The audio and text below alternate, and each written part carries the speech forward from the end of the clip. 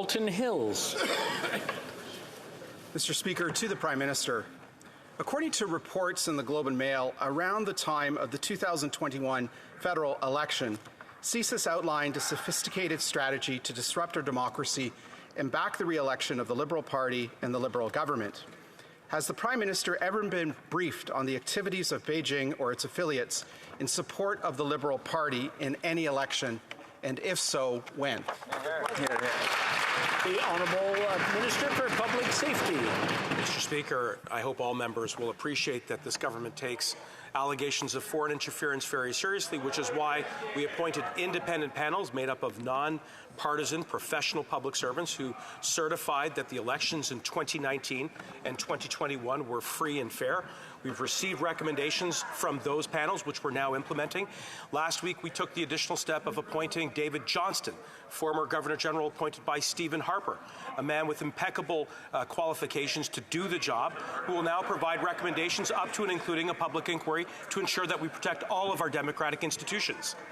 Well, member for Wellington, Halton Hills. Mr. Speaker, these are serious questions that I think the public deserves real answers to. So I'll ask another question that I hope the government can answer.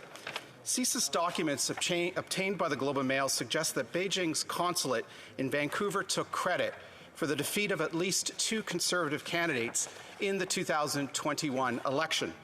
Was the Prime Minister or any other member of the government ever briefed on Conservative candidates being targeted by Beijing successfully or unsuccessfully, and if so, when? The Honourable Minister for Intergovernmental Affairs. Mr. Speaker, our honourable colleague knows very well that our government, unlike the previous Conservative government, immediately took steps to strengthen Canadian democratic institutions from the ongoing threat of foreign interference, which CSIS identified. My colleague likes to report CSIS, quote CSIS reports.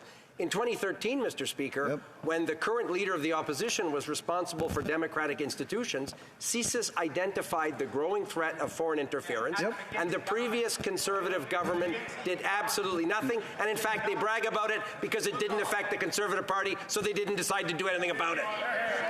The Honourable